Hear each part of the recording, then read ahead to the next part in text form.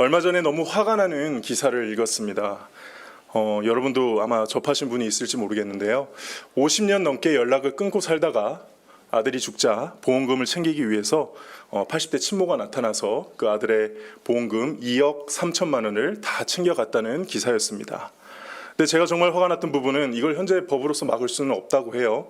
그래서 1심에서 친모가 보험금을 다 가져가라는 판결이 나왔고, 그 다음에 항소심에서 법원이 1심 그대로 인정하면서 그래도 중재안으로 그래도 1억 원을 죽은 아들의 그 누나에게, 그 딸이죠, 자신의 딸에게 지급하라고 화해 권고 결정을 했습니다.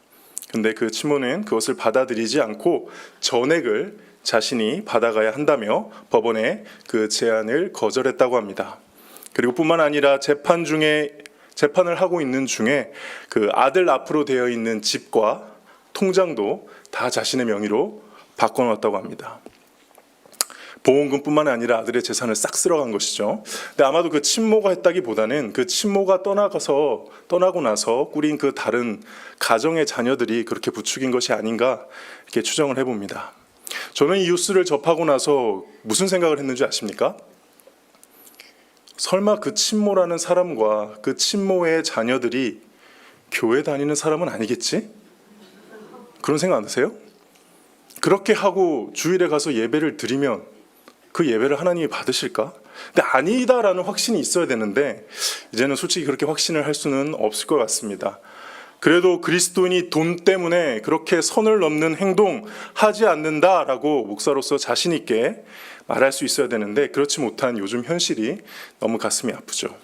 여러분들은 어떠십니까? 누가 봐도 명백하게 잘못된 방법이고 세상의 비판과 지탄을 받은 일인데 여러분에게 2억과 3억이 생긴다면 여러분들은 어떻게 하시겠습니까? 단호하게 그것을 거부하실 수 있으신가요?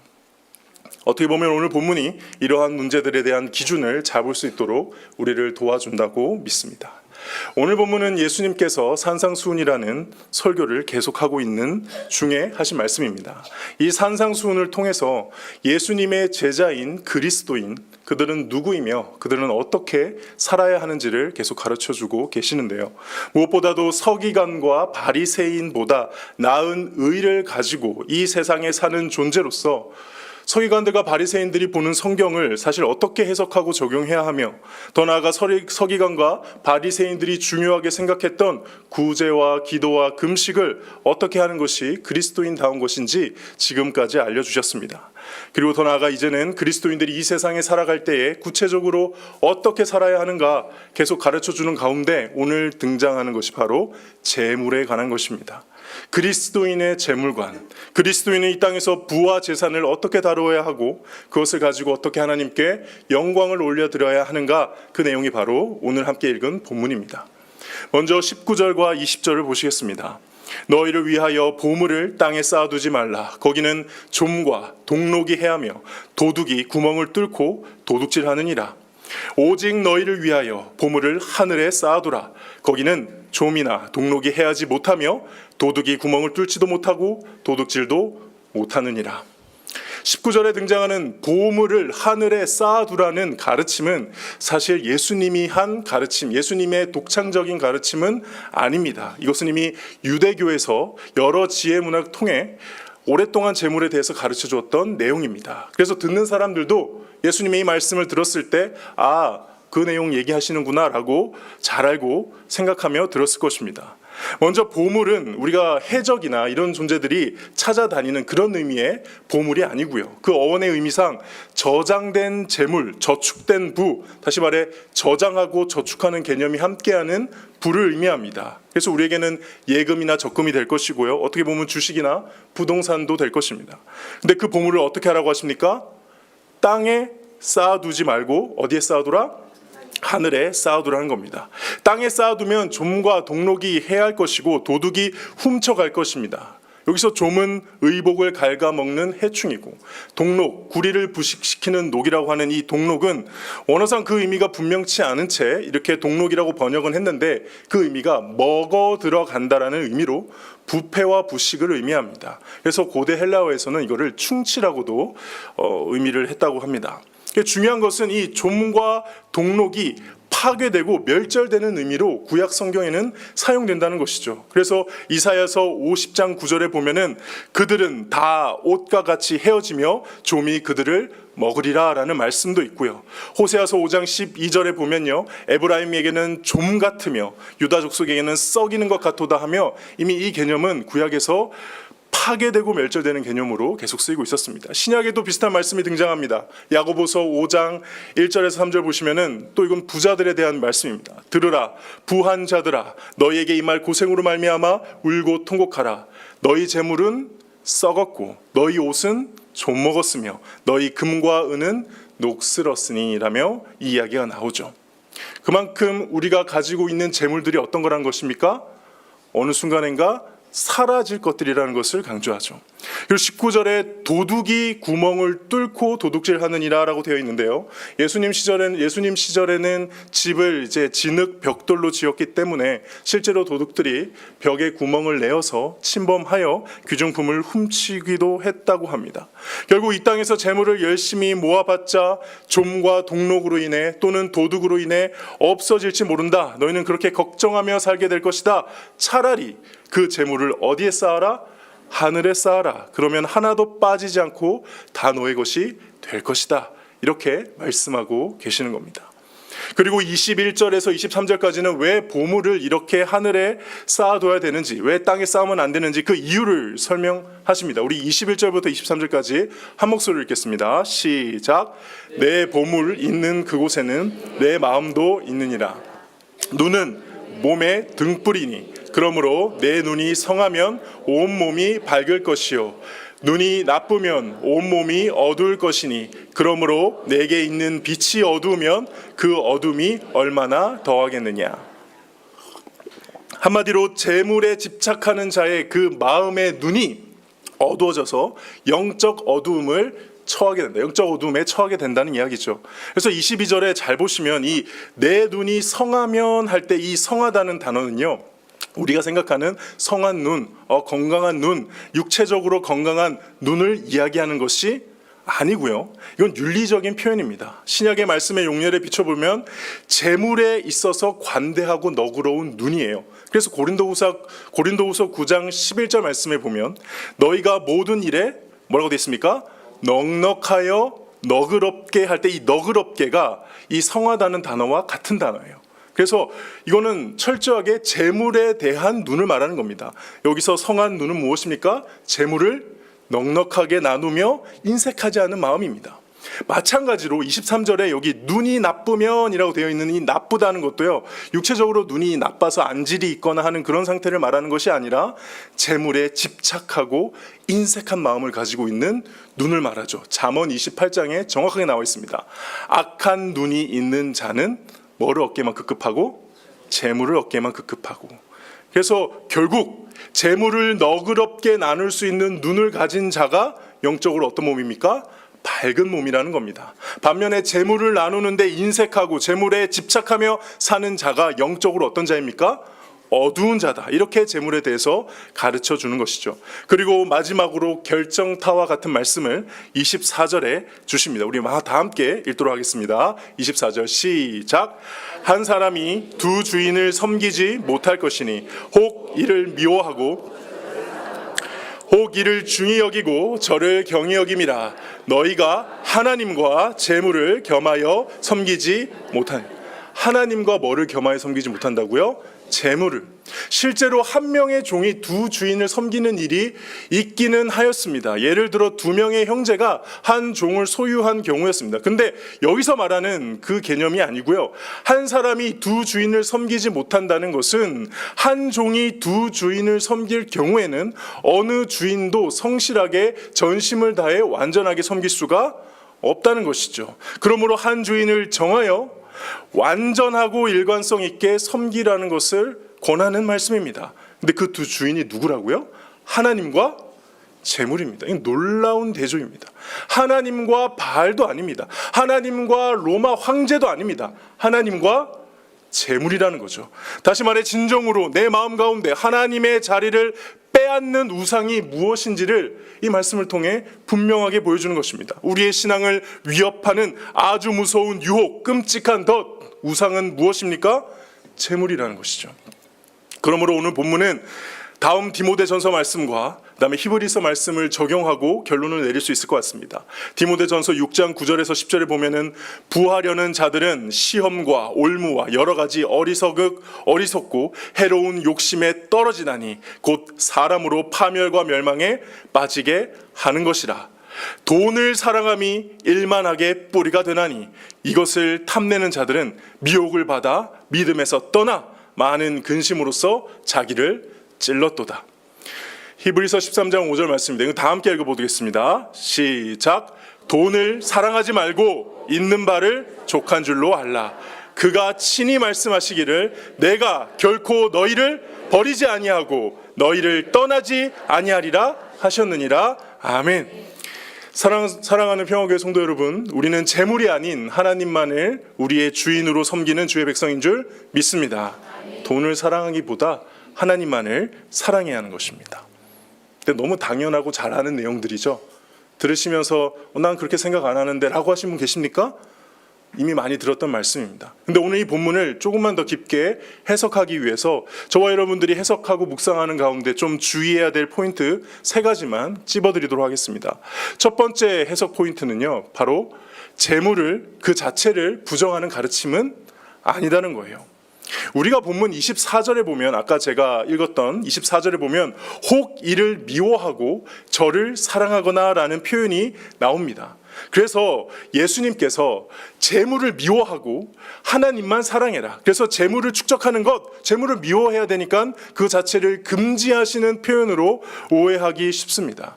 그러나 이 표현은 사실 유대인들이 자주 쓰는 관용적인 표현입니다. 바로 한쪽을 미워하라는 말이 아니라 사랑하는 쪽을 분명하게 해서 우선순위를 두라는 것입니다. 이와 유사한 표현이 누가복음에 등장하는데요. 누가복음 14장 26절에 보면은 예수님이 이런 말씀을 하십니다. 무릇 내게 오는 자가 자기 부모와 처자와 형제와 자매와 더욱이 자기 목숨까지 뭐하지 아니하면 미워하지 아니하면. 이 말씀 들을 때 너무 부담스럽지 않으셨나요? 갑자기 제 아들이 아버지, 제가 오늘 이 말씀을 묵상했습니다. 제가 이 말씀에 순종하기 위하여 제가 이 순간부터 당신을 미워하겠습니다. 이해해 주십시오. 아버지 목사잖아요. 라고 제 아들이 한다면 때려야 되죠. 근데 그 이야기가 아니라는 거예요. 바르게 해석을 하자면 이 말씀은 정말 자기 부모와 처자와 형제를 미워하라는 말씀이 아니라 그렇게 표현할 만큼 누구에 대한 우선순위를 분명히 하라는 거예요. 주님에 대한, 하나님에 대한 우선순위. 여러분들 마음 가운데 주님이 먼저냐 부모가 먼저냐 할 때 우리는 어떤 경우에라도 주님이 먼저야 된다는 겁니다. 그러면 그 주님이 우리 형제와 가족들 지키세요, 안 지키세요? 네. 우리가 하나님 선택했다고 해서 하나님이 우리 가족들 그냥 상하고 아프고 넘어지도록 그냥 내버려 두실까요? 아닙니다. 그러므로 핵심은 무엇입니까? 내 마음속에 재물보다 확실하게 우위에 있는가? 누가요? 하나님이. 하나님의 지위가, 하나님의 존재가 재물보다 확실하게 위에가 있는지를 묻는 것입니다. 세상은 돈이 최고이고 심지어는 교회도 때로는 돈이 먼저인 것 같아 보이지만 적어도 우리 마음 안에는 누가 먼저야 된다는 것입니까? 하나님이 먼저야 된다는 것입니다. 세상은 무슨 일을 할 때 돈 이야기를 제일 먼저 합니다. 그러나 우리는 하나님의 뜻 이야기를 제일 먼저 해야 될 줄 믿습니다. 세상은 무슨 일을 할 때 일단 돈부터 모으고 예산부터 편성합니다. 그러나 우리는 하나님의 뜻을 위해 하나님 앞에 기도하는 것을 제일 먼저 해야 합니다. 세상은 돈 문제가 결정적이라고 하지만 우리는 이게 하나님께 달려있다라고 고백해야 되는 것이죠.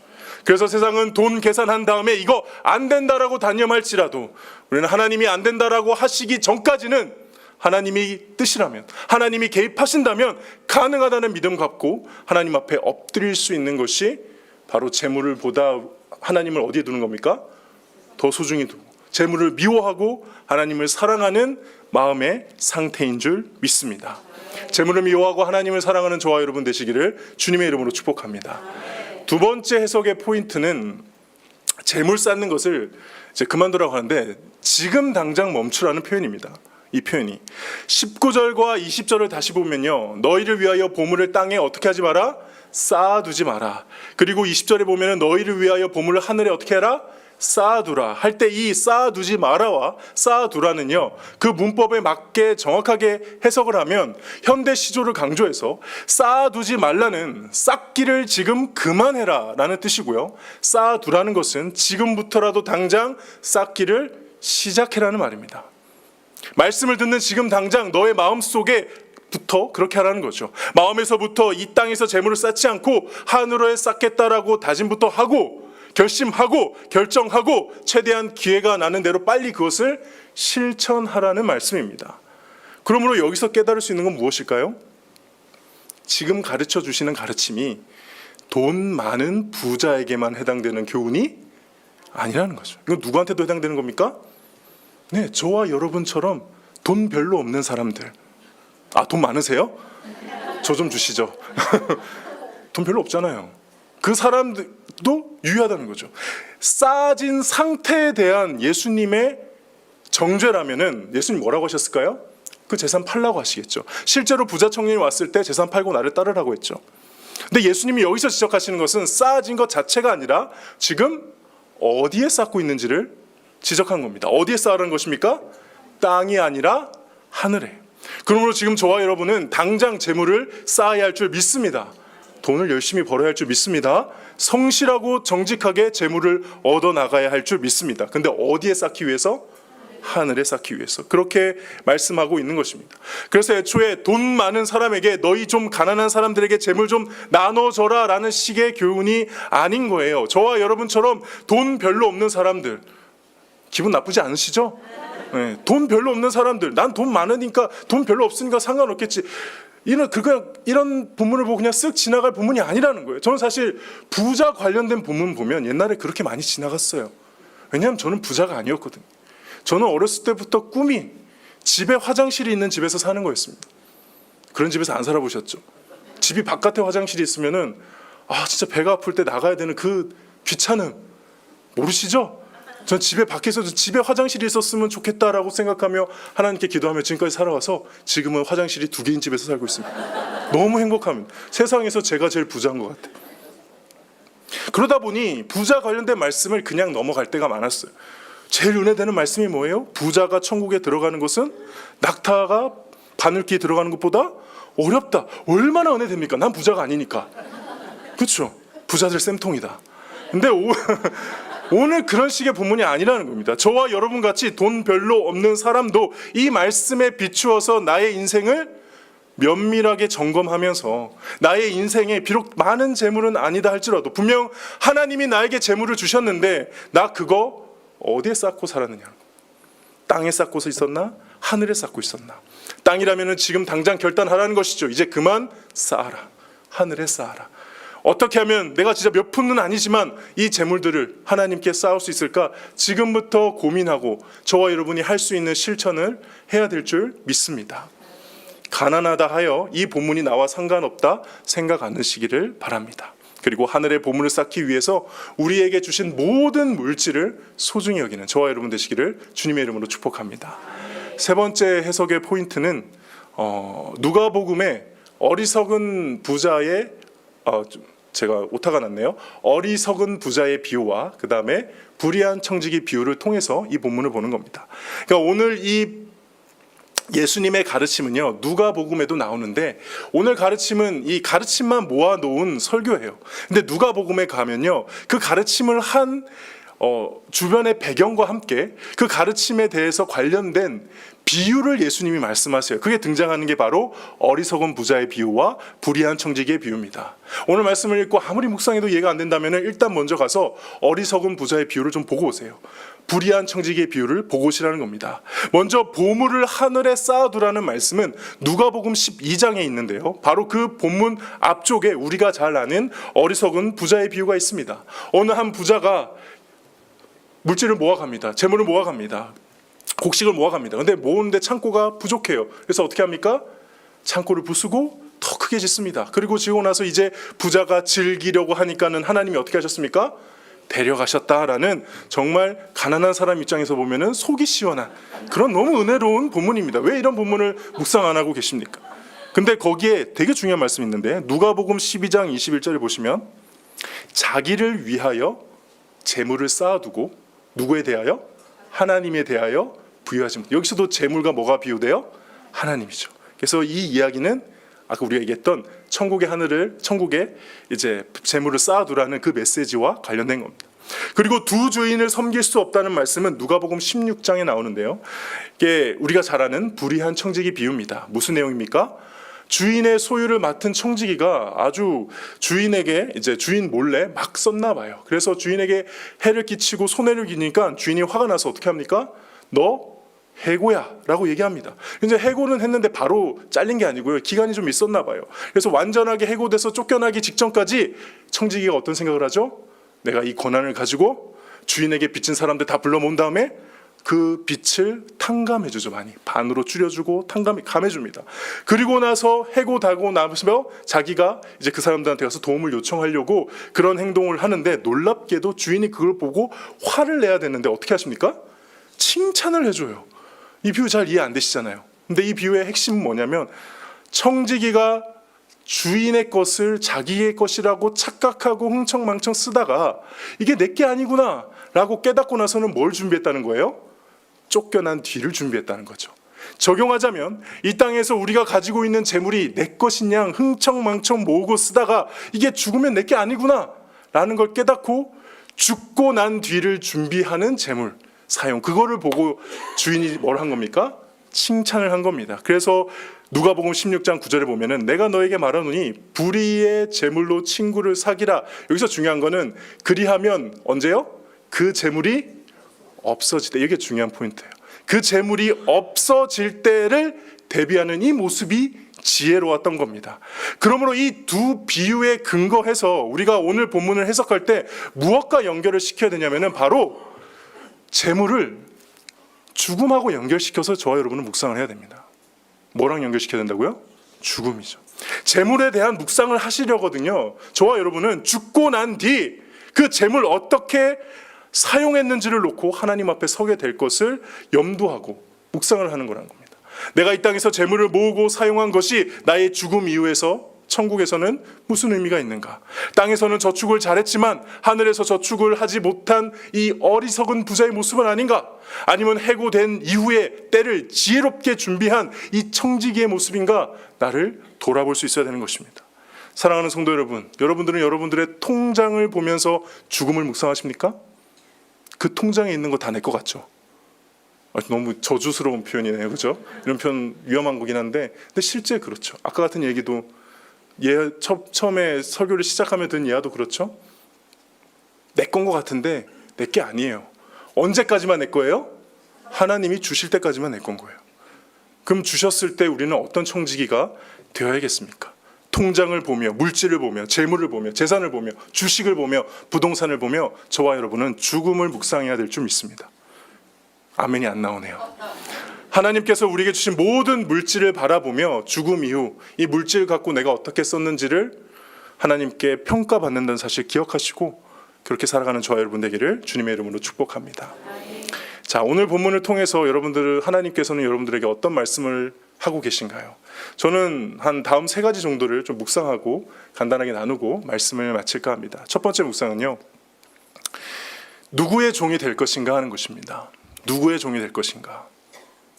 오늘 본문 마지막 절 자체를 잘 보시면은 전제하고 있는 게 있어요. 무엇을 전제하고 권면을 하느냐? 저와 여러분은 재물이나 하나님이나 둘 중 하나는 섬기게 되는 뭡니까? 종이에요. 저와 여러분은 종이에요. 다시 말해 우리는 누군가를 섬기는 종으로서 이 세상에 살고 있다는 사실을 기억해야 됩니다. 아니, 저는 종은 아닌데요. 이 노예 제도가 폐지된 지 언젠데 그런 시대착오적인 말씀을 하십니까? 정말요? 여러분들 이 세상 살면서 진정으로 자유롭습니까? 저는 아닌 것 같습니다. 사상의 자유가 있지만은 자유롭게 사상하지 못하고 있어요. 자기가 생각하는 거 바꾸시지 않잖아요. 제가 부산에 살 때는 빨가신 분들이 많더라고요. 남양주에 오니까는 파라신 분들도 많더라고요. 빨가신 분들한테는 제가 파란 놈이다라는 말 듣고요. 파란 분들한테는 제가 빨간 분들이란 말을 빨간 사람이란 말을 들으면서 제가 확신하죠. 아, 나는 중간이구나. 그 사람들 얘기 들어보면은 이렇게 양쪽 들어보면은 똑같은 상황을 가지고 전혀 다르게 해석하면서 자기 생각이 갇혀 있어요. 그리고 지금 누구도 그 생각을 강요하지 않는데 그냥 그렇게 살고 있죠. 사상이 자유롭다고요? 제가 보기엔 전혀 그렇지 않습니다. 직업의 자유가 있습니까? 있긴 하죠. 근데 저와 여러분들 삼성에 안 가지 않습니까? 멀어서. 아니죠. 높은 실업률을 보면은 우리가 그 자유를 사실은 일정 소수만 이용하고 사실 대부분은 자유롭지 않게 살고 있습니다. 행복을 추구하는 자유가 있다고 하지만은 불행한 사람, 자살하는 사람 넘쳐나는 게 이 세상입니다. 누가 감히 우리더러 자유롭다라고 말할 수 있겠습니까? 애초에 하나님을 떠난 인간은 이 세상에서 자유로울 수가 없습니다.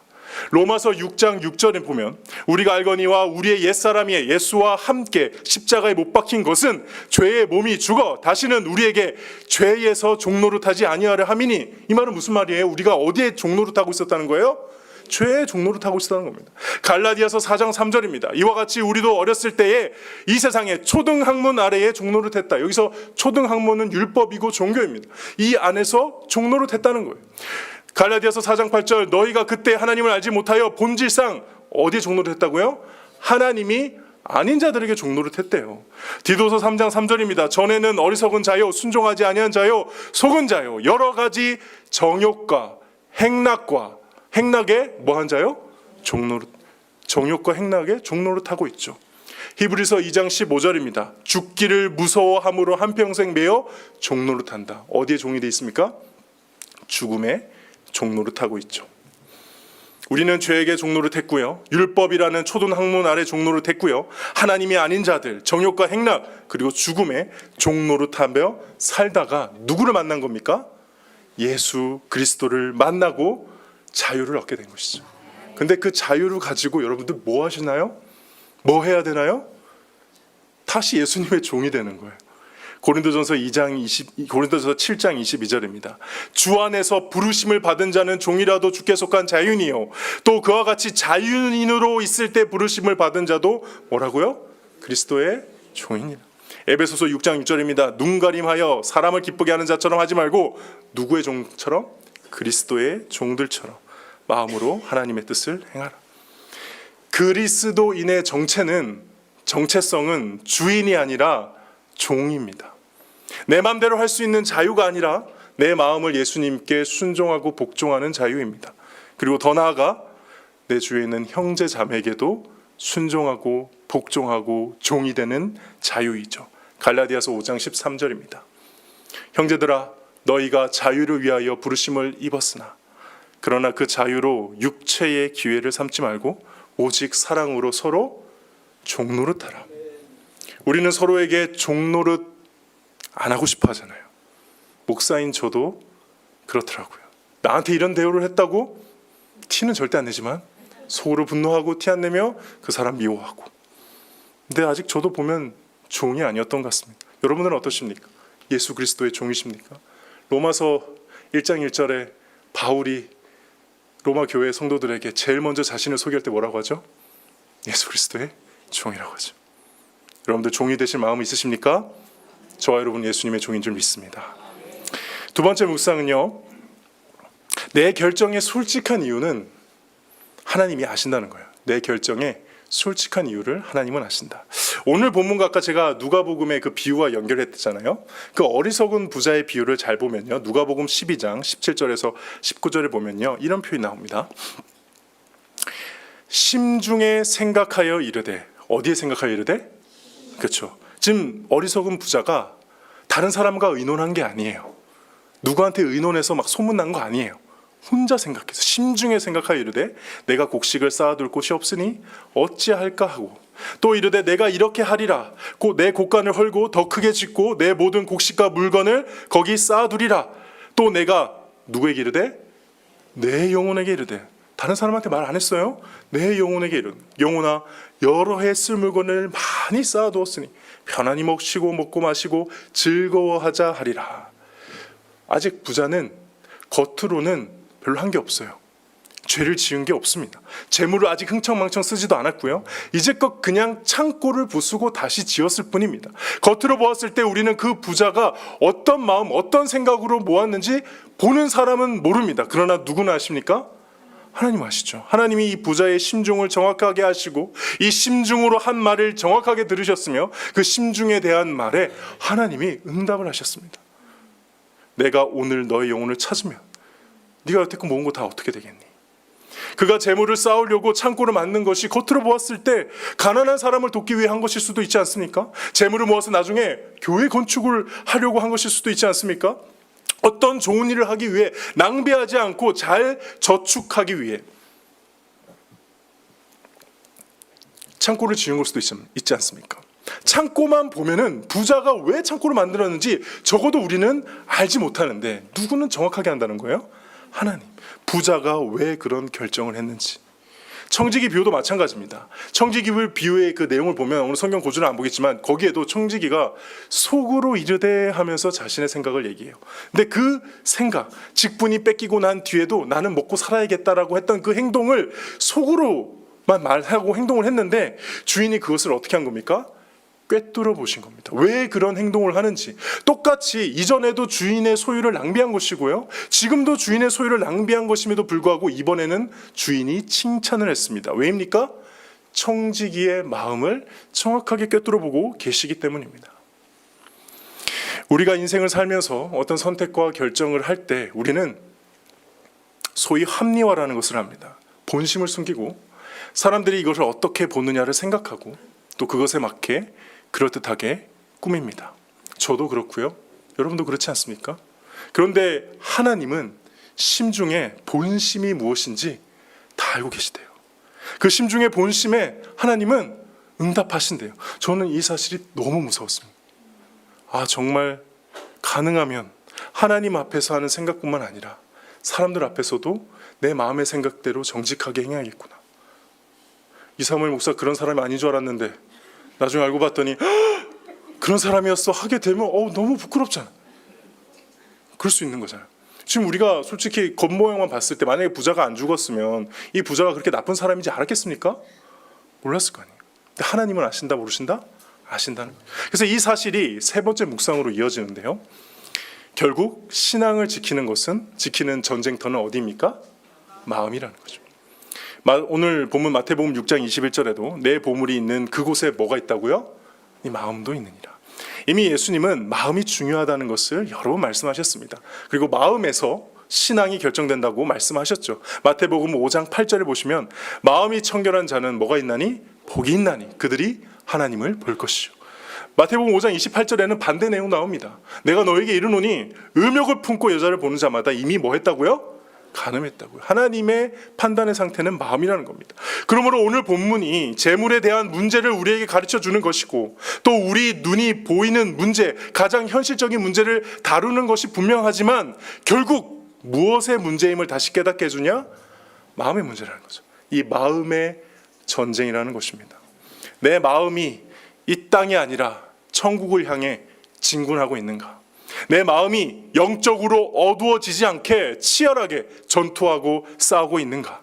내 마음에 끊임없이 쿠데타를 일으키고 만몬이 스스로 일어서려고 할 때 그것을 진압하고 하나님의 왕대심을 끝까지 지키는 하나님의 친위대가 되어 있는가? 그게 바로 우리가 이 재물에 관한 것을 포함한 우리가 하나님 앞에서 하나님의 자녀답게 살아가는데 중요한 깨달아야 될 신앙의 원리인 것이죠. 작년과 재작년 제가 평화교회에서 너무나 많은 은혜를 받았고 성장과 또 이런 회복을 경험했습니다. 제가 과연 이런 고백을 많이 했는데요, 내가 우리나라의 어느 교회에 가서도 이런 걸 경험할 수 있을까 할 정도로 돌아보면은 목사가 되는 데 있어서 많은 것을 배우고 깨닫고 경험하고 훈련되는 귀한 시간이었습니다. 입 빨린 소리가 아닙니다. 아까 말했잖아요, 제 마음에 있는 거 아신다고. 근데 그 중에서 가장 중요한 교훈이 뭐냐고 저한테 물어보시면 일단 몇 가지가 있어요. 교회의 주인은 하나님이시다, 이게 있고요. 근데 두 번째가 중요한 건 상황이 아니라 하나님 앞에서의 내 마음이다는 겁니다. 심지어는 작년 한 해에 이 저의 마음에 응답하시기 위해서 작년 한 해 동안 유행한 유행어가 있습니다. 중꺽마. 모르시나요? 실망입니다. 이 유명한 말을 작년에 키워드였어요. 중요한 건 뭐라고요? 훌륭하십니다. 중요한 건 꺾이지 않는 마음이다. 너무 은혜롭고 믿음 있는 말씀 아닙니까? 중요한 건 하나님을 향한 나의 꺾이지 않는 마음이다. 저는 이게 제가 평화교회 특히 작년과 올해 배운 하나님께서 가르쳐 주신 아주 중요한 영적인 원리였습니다. 지난주 우리 오승욱 선교사님이 설교하고 선교 보고를 하셨잖아요. 제가 거기 같이 간 건 제가 그쪽 간 거 아시죠? 예. 그래서 되게 막 고생한 것처럼 얘기하셨는데 그건 제가 체력이 약해서 그런 거지. 그 사실 집사님들이 고생하셨고요. 저는 일찍 이렇게 더위를 먹어가지고 저는 사실 한 게 없어서 너무 죄송해요. 우리 집사님들이 고생 많으셨고 선교사님과 거기 있는 스태프들이 고생을 많았죠. 근데 선교 보고를 하시는데 기억나세요? 중간에 살짝 울컥하신 거? 네, 그러고 갑자기 그냥 드라이하게 사역에 대해서만 보고하시더라고요. 저는 그 뒤에 사정을 알아서 그거 말씀해 주시지 하면서도 하나님이 저 선교사님한테는 저렇게 하라고 하시나 보다 라고 그냥 하고 넘어갔습니다. 그걸로도 충분히 은혜로웠잖아요. 근데 저는 그 뒤에 사정을 너무 잘 알고 있었죠. 한쪽으로는 하나님이 아주 많은 사역들을 열어주셔가지고 기적적으로 정말 거기에 가서 아무것도 없는 상태에서 많은 것들을 사역을 하고 있었지만요, 사실 한쪽으로는 그 사기를 당하고 그 사기친 사람이 이 선교사님을 캄보디아 안에서 매장을 시키려고 아주 악랄하게 법적으로 다투며 심지어는 경찰서에 끌려가서 바로 감옥 직전에 들어가기까지 입구까지 가기도 한, 사실 한국에 왔을 때 비행기에서 내리려고 하는데 갑자기 두 사람의 이름을 부르면서 그중에 한 명이 선교사님이었대요. 부르면서 나오래요. 일단 경찰이 와서 맞이를 하는 거예요. 나와서 한 명은 선교사님이었고 한 명은 문신이 많은 사람이었는데, 참 웃기죠. 선교사님과 문신 많은 사람이 같이 간다는 거. 그렇게 가서 할 정도로 굉장히 법적으로 힘든 상황이었던 거예요. 그동안의 모든 상황들이.